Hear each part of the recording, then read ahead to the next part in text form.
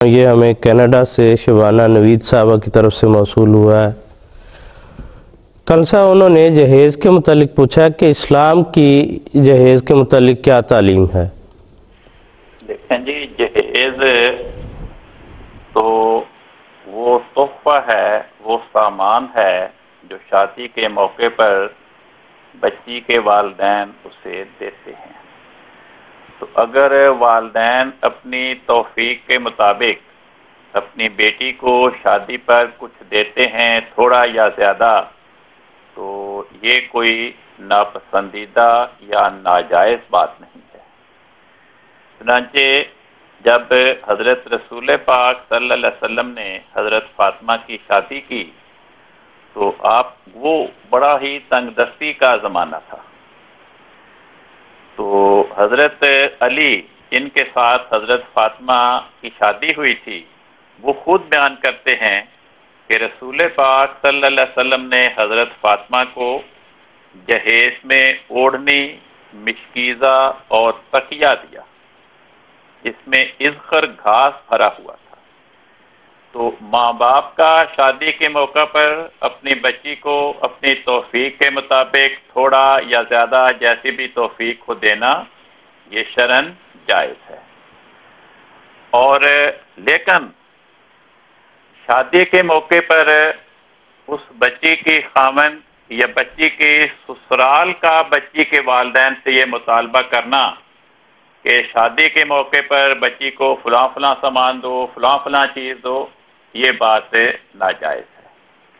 حضرت خلیفۃ المسیح ثانی رضی اللہ عنہ فرماتے ہیں، جس چیز کو شریعت نے مقرر کیا ہے وہ یہی ہے کہ مرد عورت کو کچھ دے، عورت اپنے ساتھ کچھ لائے، یہ ضروری نہیں ہے۔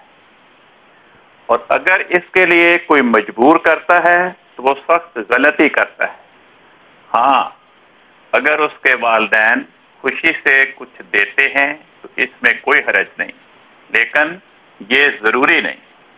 ایک اور موقع پہ حضرت مصلح موعود رضی اللہ عنہ فرماتے ہیں، ہندوؤں کے پاس رہنے سے مسلمانوں پر یہ اثر پڑا ہے کہ انہوں نے اپنی اسلامی سادگی جو نکاح میں تھی قربان کر دی۔ لڑکیاں جب اپنی سہیلیوں کے جہیز وغیرہ کو دیکھتی ہیں تو پھر وہ اپنے والدین سے ایسی ہی اشیاء لینا چاہتی ہیں، اور اس طرح کی نمائش گویا جذبات کو صدمہ پہنچانے والی چیز بن جاتی ہے۔ جو کچھ بھی دیا جائے بکسوں میں بند کر کے دیا جائے۔ ایک موقع پہ آپ نے فرمایا، لوگوں میں رواج ہے کہ جہیز وغیرہ دکھاتے ہیں، اس رسم کو چھوڑنا چاہیے۔ جب لوگ دکھاتے ہیں تو دوسرے پوچھتے ہیں، جب دکھانے کی رسم بند ہوگی تو لوگ پوچھنے سے بھی ہٹ جائیں گے۔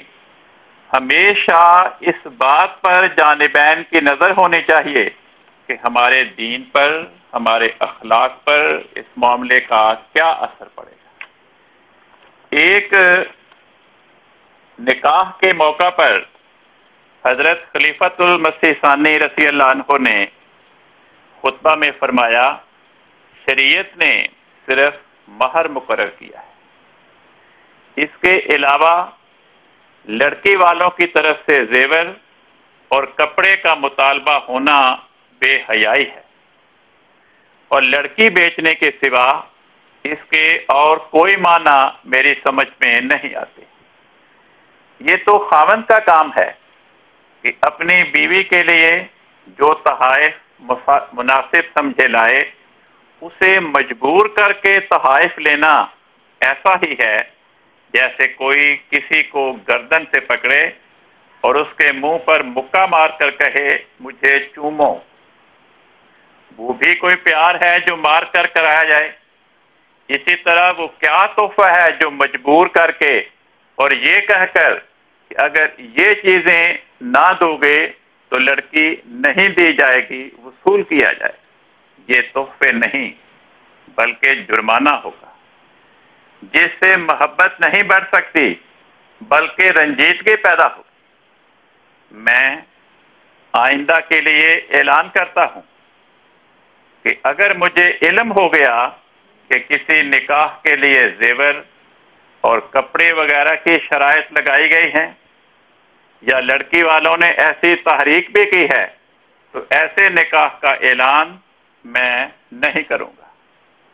اگر تم نے واقعہ میں اسلام قبول کیا ہے اور اپنی اصلاح کرنا چاہتے ہو تو اصلاح کی صحیح صورت اختیار کرو۔ ایک طرف سے غلاظت پونچھ کر دوسری طرف لگا لینا صفائی نہیں۔ تو حضور کے یہ ارشادات بڑی وضاحت کے ساتھ ہمیں سمجھا رہے ہیں کہ لڑکی والوں کا لڑکی کے سسرال سے یہ مطالبہ کرنا کہ شادی کے موقع پر اتنے زیورات لاؤ، اتنے کپڑے لاؤ، اتنی جوتیاں، فلاں تحفہ، یہ بات بھی نامناسب ہے۔ اور لڑکے والوں کا لڑکی کے ماں باپ سے یہ مطالبہ کرنا کہ شادی کے موقع پر لڑکی کو جہیز میں فلاں چیزیں دو اور اتنا سامان دو، یہ بات بھی ناجائز ہے۔ تو دونوں طرف سے جو ناجائز بات ہوگی اس کی ہمیں حوصلہ شکنی کرنی چاہیے۔ یہ ٹھیک ہے، بالکل کلسا